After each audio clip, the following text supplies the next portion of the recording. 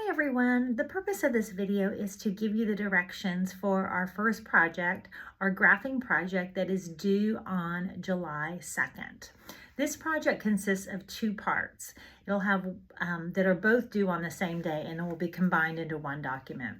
The first part has to do with a survey question that you will come up with. So I have an example here of a student from last semester, and her survey question was, what is your favorite animal?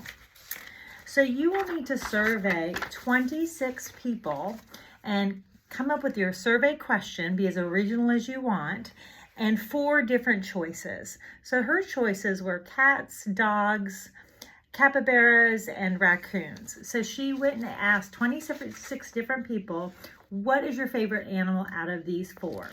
She recorded those results, and then from there, she made a frequency table and had relative frequency where she divided the total votes for cat over the total number of students in all to get the relative frequency.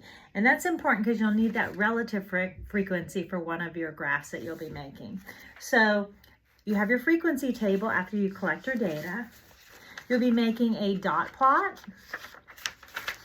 You'll be making a bar graph based on that survey question, a pictograph based on that survey question, and then this is where you need the relative frequency. In order to make a circle graph, you will need to be able to have those percentages so you can kind of estimate what percentage of that response, what was the percent, how much space that response took up in your circle. So those are the components that will make up your first survey question. That's the one that you decide what you want to ask people. It needs to have 4 different answer responses, and then you'll collect the data with 26 different people. Now you can be creative, you can put it out on Instagram or TikTok or whoever you want to ask, neighbors. And truth be told, if you just made up the data, I would never know, but it's not going to mean as much to you if you just make up the data. It's always more fulfilling when you look to see really what the response of your survey question turned out to be, because sometimes they're very surprising. Okay, so you'll have a data collection sheet, and then you will have frequency table, a dot plot,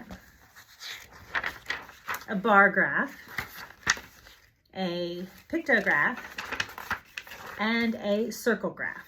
Okay, everybody's will look different because people will be asking different survey questions. Here's another one from a different student of another semester. What is your favorite drink? So she had her choices of water, tea, coffee, or soda. There's her frequency table. Now this particular semester they weren't doing circle graphs, so she did not have her relative frequency column. All right, here is her dot plot, her bar graph, her pictograph, and again they did not have to do a circle graph. Another one from last semester, this one is, what is your favorite animal again? And here she had cats, dogs, rabbits, and birds. And she must have surveyed the right people in my mind because she had 13 that voted for cats. As you know, I love cats. All right, so she's got her frequency table, her dot plot, her bar graph, her pictograph, and her circle graph. And then she did this, cats win. Okay, so that's part 1. If you want to have just a generic template, that is going to be on Blackboard, that you can use those forms for your data collection and for your, I have just a round circle that you can use for your circle graph and some blanks for you to do your dot plot. You don't have to get as creative as these students. The most important thing is that it's neat and very organized, that you've got everything labeled and keys. Part 2, that first part is on qualitative data, qualities, And then the second part is on quantitative data, quantities or numbers. Now this is going to be very specific, where I've given everybody in the class a 15-day forecast for Breckenridge, Colorado. So what you're going to do with that data is you're going to make some of the graphs that you learned about in Displaying Data Part 2. You're going to make a double line graph. This will have the information I give you for Breckenridge has the high temperatures for the next 15 days and the low temperatures. So this spring I used Lake Tahoe, California, so using 2 different colors. Then you're also asked to make a stem and leaf graph for the minimum temperatures and for the maximum temperatures.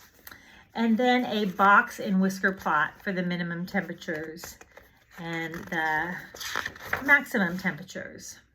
All right, so that was hers from last semester. Here's this one again on Lake Tahoe. All right, here is her stem and leaf graph. Box and whisker plot, right? You can see everything is labeled appropriately. And her double line graph with the highs and the lows. So that information for Breckenridge, Colorado is in Blackboard under Part 2. So I will put PDFs of a couple of these projects on Blackboard so that you have them to see.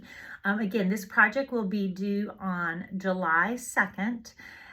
The data that I want you to use for Breckenridge, Colorado would be starting tomorrow, June 18th, going to July 2nd. So you'll be doing a 15-day forecast. And I chose 15 because when you do the box and whisker plots, it's actually a little nicer to use an odd number. It makes your computations a little bit easier. So I hope this is an enjoyable project for you. I love teaching about graphs in the classroom, and I'm sorry that we're not doing this in person together, but have fun with it. Be creative on your survey question. Doesn't have to be about animals. It could be whatever you want. I've had all different kinds of questions that people have asked, but 26 responses. You'll turn in all the information into Blackboard. You'll scan it like you do your video notes. And just let me know if you have any questions. It will be due again on July 2nd. So I'm here, and I hope you are getting a lot out of the class. Thank you for watching all those videos and taking such good notes. Have a great day.